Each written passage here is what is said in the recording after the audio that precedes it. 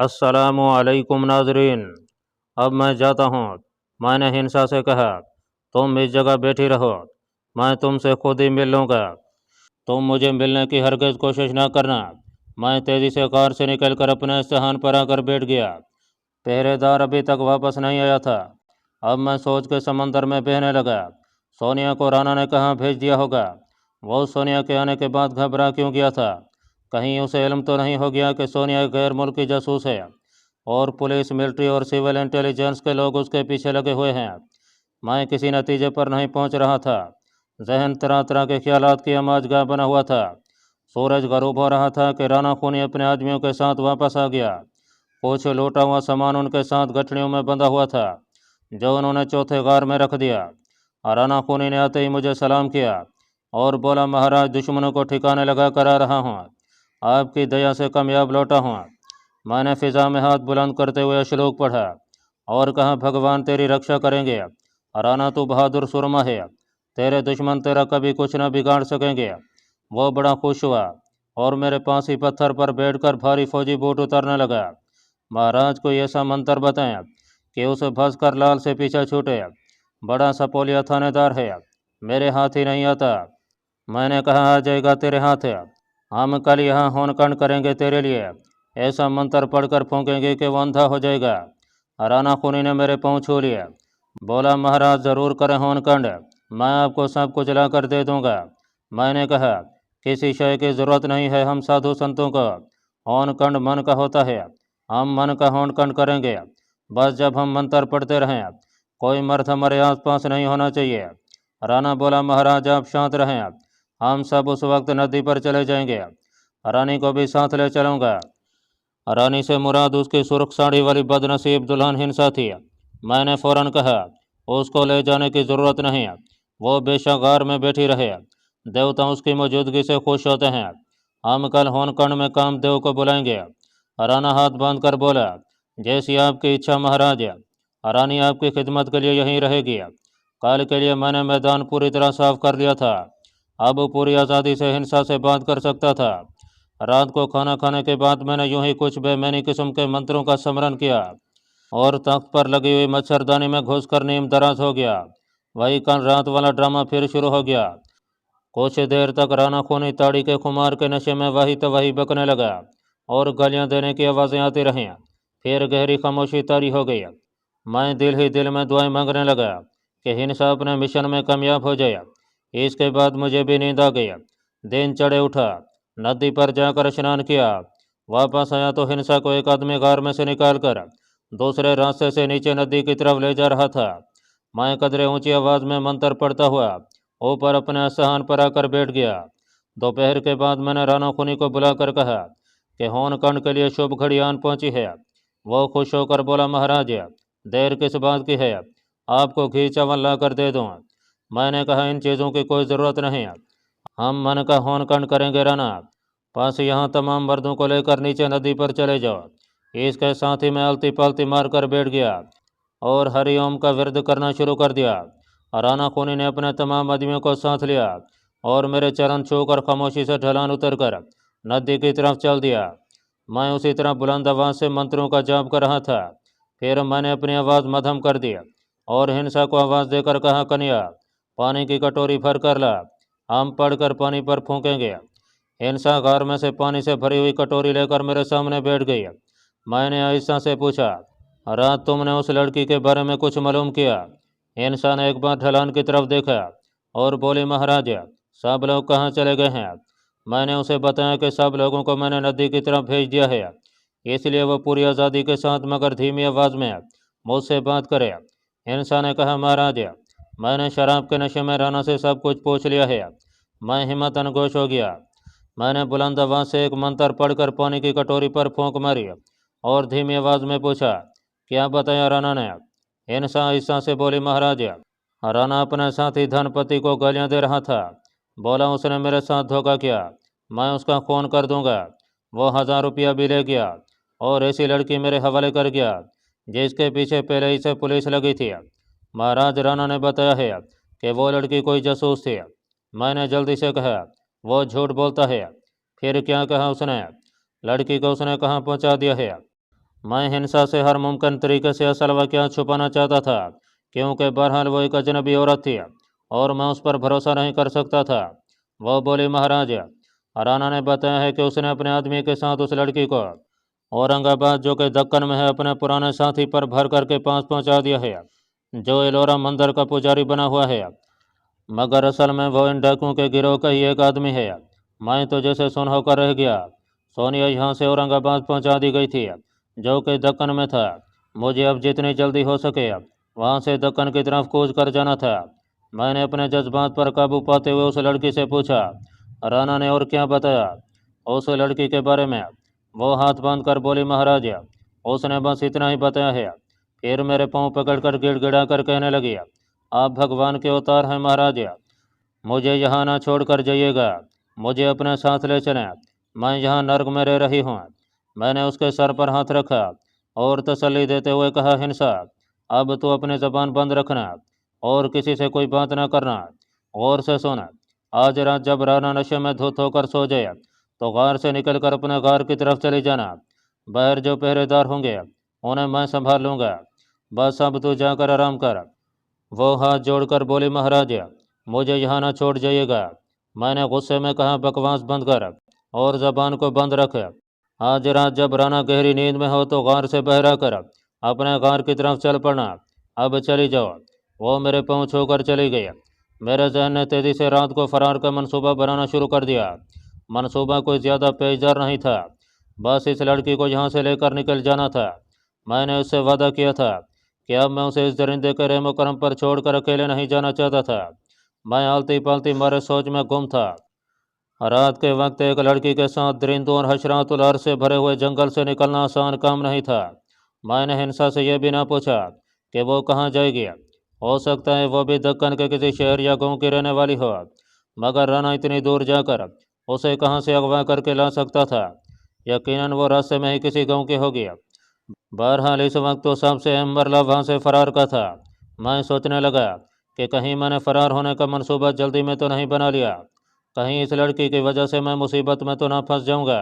लेकिन अब मैं फैसला कर चुका था और हर हालत में इस बेकसो बेयारो मददगार बदनसीब लड़की को साथ लेकर ही निकल जाना चाहता था। चाकू मेरे पास ही था। मैंने यह भी फैसला कर लिया कि इन लोगों में से किसी की भरी हुई राइफल भी साथ उड़ा कर ले जाऊंगा। काफ़ी देर बाद मुझे नीचे जंगल में राना के आदमी की आवाज़ सुनाई दी। महाराज, राना जी पूछते हैं कि अब हम ऊपर आ जाएं।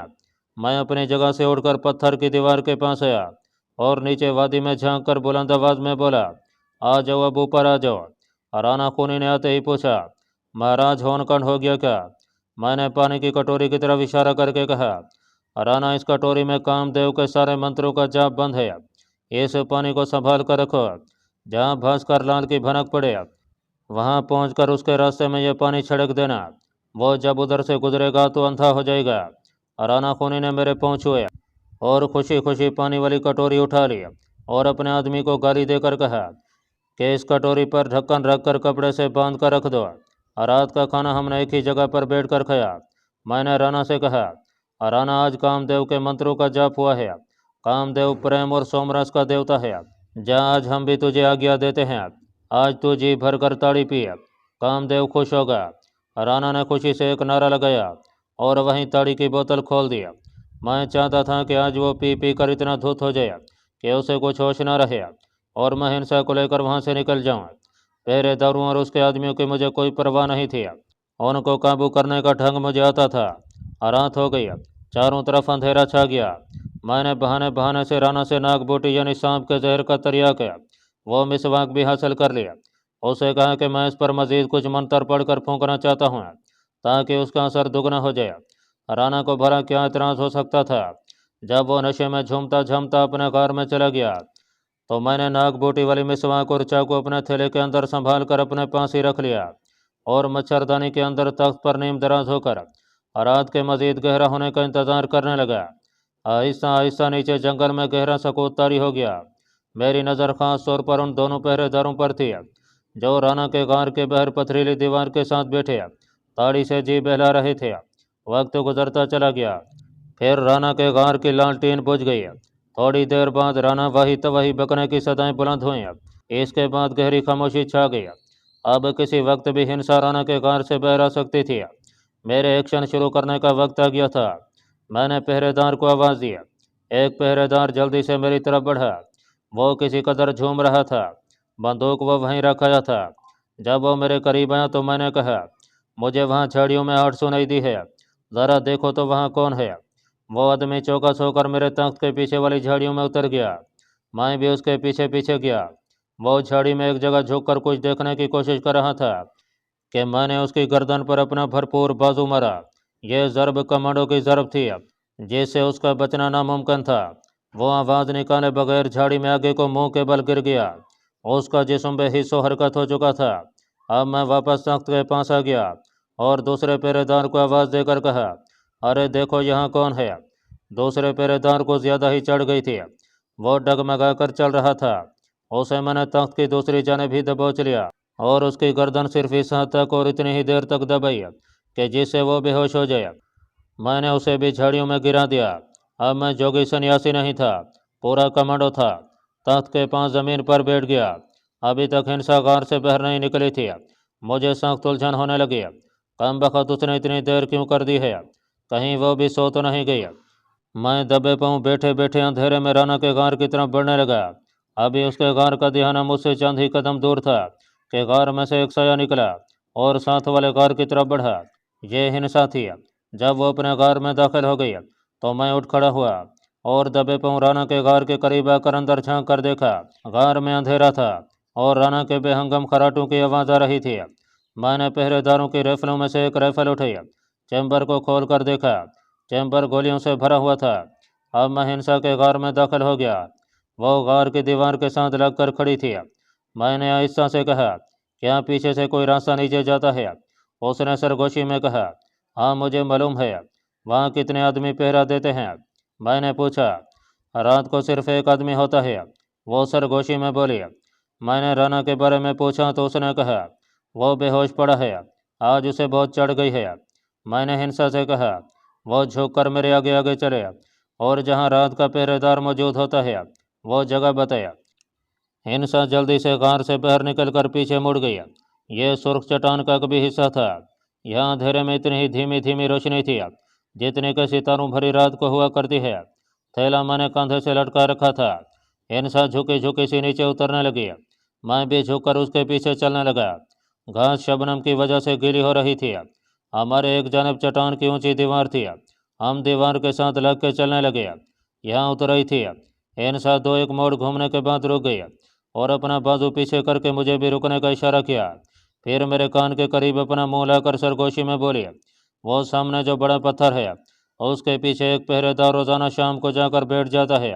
मैंने हिंसा के कंधे पर हाथ रखकर उसे आहिस्ता से दबाया और सरगोशी में कहा कि वह उसी जगह बैठ जाए।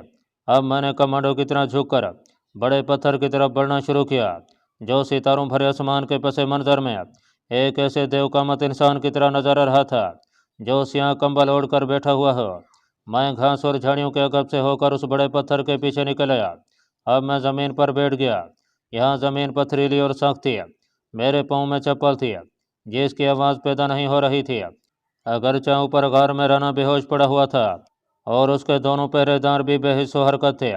ताहम मुझे खतरा था कि अगर उस पहरेदार ने आवाज़ बुलंद की तो दूसरी जानब जो लोग नशे में रात के पहरेदार हैं वो फायरिंग शुरू कर देंगे और फिर हमारा निकलना नामुमकिन हो जाएगा। इसलिए मैं बेहद एहतियात से काम लेना चाहता था। मैंने बैठे बैठे आगे को रेंगना शुरू कर दिया, साथ ही अंधेरे में आंखें फाड़े देखने की कोशिश भी कर रहा था। बड़े पत्थर से चंद गज के फासले पर पहुंचकर मैं रुक गया। मुझे एक आदमी का सर नजर आया जो एक बार आगे को झुककर सीधा हो गया था। मैं वहीं साकत हो गया। इसके साथ ही मुझे बीड़ी की चमक दिखाई दी। यह पहरेदार ही था और बीड़ी पी रहा था। अगर हिंसा मुझे इसके बारे में खबरदार न करती तो सारे किए करे पर पानी फिर सकता था और फिर तो राना हिंसा के साथ मुझे भी जिंदा न छोड़ता। मैं खिसकता हुआ उस आदमी के हक़ में मज़ीद करीब हो गया और एक तरफ झाड़ी की ओट में हो गया। यहाँ ज़्यादा झाड़ियाँ नहीं थीं। मैं जिस झाड़ी की ओट में छुपा हुआ था वो भी ज़्यादा ऊंची नहीं थी। खतरा शदीद था मगर मुझे हर हालत में इस पहरेदार से छुटकारा हासिल करना था। मैं उस पर फायर करने की हिम्मत नहीं कर सकता था। मैंने अंधेरे में अपने दाएं बाएं देखा। मेरे करीब एक छोटा सा दरख्त था उसका झाड़ की करके झाड़ की तरफ फैला हुआ था। एक तरकीब मेरे जहन में आई, मगर इसमें खतरा था कि पहरेदार को फायर करने का मौका मिल जाएगा। मैंने पीछे से जाकर हमला करने का फैसला किया और ज़मीन पर लेटकर रेंगते हुए बड़े पत्थर के पीछे पहुंच गया। मैं वहीं सांप की तरह पड़ा रहा। मुझे एक पहरेदार के दो एक बार सांस लेने की आवाज़ सुनाई दी। फिर वो बीड़ी पीते हुए ज़रा सा खांसा। मैंने ऐसा से सर उठाकर देखा, उसकी पुश्त मेरी तरफ थी। ज़रा सी आंट पर वो पलटकर मेरी तरफ देख सकता था। सबसे पहला काम मैंने यह किया कि दोनों पंजों के बल बैठ गया। पथरीली ज़मीन थी, इसलिए आवाज़ पैदा न हुई। घास या खुश्क पत्ते होते तो आवाज़ पैदा हो सकती थी। फिर मैंने उसकी गर्दन का निशाना बांधा, जो मुझे सही की तरह नजर आ रही थी। उसके सर पर पगड़ी थी, गर्दन नंगी थी। मैं एक ही पल में चीते की तरह अपनी जगह से उछला और पहरेदार की गर्दन पर जा गिरा। उसकी गर्दन मेरे हाथों के शिकंजे में थी। मैं उसके ऊपर गिरा हुआ था, उसकी गर्दन को पूरी तरह से दबा रहा था। वह मुझसे ज़्यादा ताकतवर नहीं था। मेरी गिरफ्त में उसने कई बार तड़प कर निकलने की कोशिश की, मगर चूंकि उसका सांस बंद हो रहा था, इसलिए उसकी ताकत ने बहुत जल्द जवाब दे दिया और बेहोश हो गया। फिर भी मैंने उसका गला उस वक्त तक न छोड़ा जब तक कि मुझे उसके मर जाने या पूरी तरह बेहोश हो जाने का यकीन नहीं हो गया था। फिर मैंने उसकी पगड़ी उतार कर उसका एक गज का टुकड़ा फाड़ा और उसका मुंह पीछे कस कर बांध दिया। फिर उसके हाथ पांव भी बांध दिए। मैंने उसकी बंदूक साथ ले ली और हिंसा के पास आ गया। अंधेरे में वो मुझे देख रही थी। मैंने बंदूक उसकी तरफ बढ़ाकर कहा, यह तुम अपने पास रख लो और यहाँ से भागो। हम कुछ देर तक भागते चले गए। हिंसा का सांस फूल गया। हम कदम कदम चलने लगे।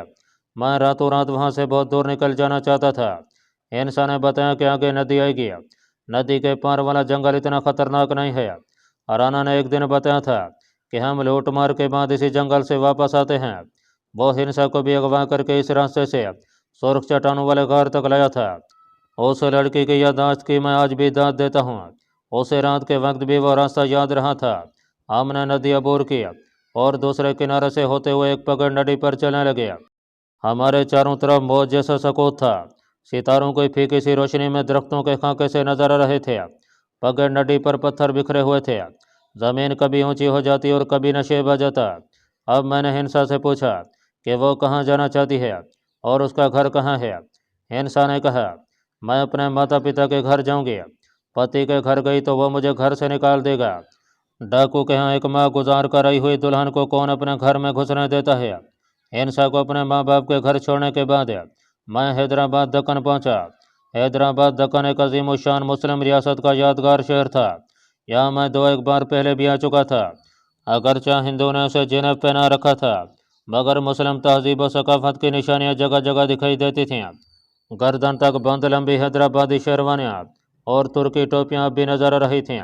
दुकानों और स्टेशन पर तमिल तेलुगु के अलावा उर्दू में लिखे हुए साइन बोर्ड भी मौजूद थे।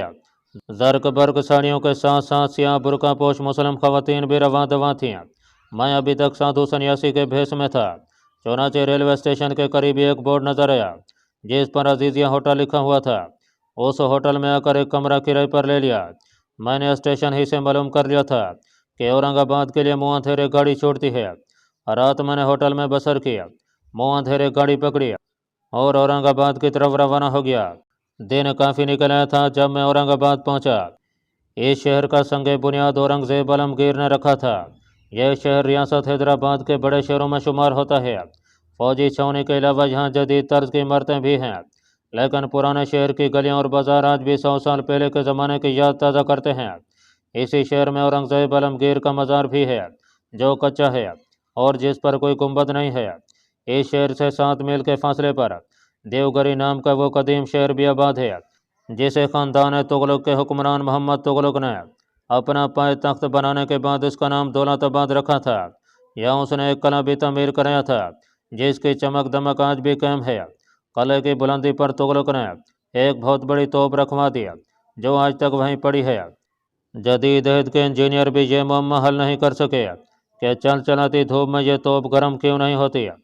एलोरा के गार औरंगाबाद के करीब ही मज़ाफ़ात में है। मेरी मंजिल यही एलोरा के गार थे। यहाँ गर्मी थी और धूप में काफ़ी तपिश थी। स्टेशन पर ही मैंने मुँह हाथ धोकर खाना खाया, माथे पर विष्णु नाम का तिलक लगाया और चुपके से पैदल ही घरों की तरफ रवाना हो गया। मुझे एलोरा के करीबी मंदिर के बहरूपीय पुजारी पर भरकर की तलाश थी, जो सोनिया को छुपाए हुए था।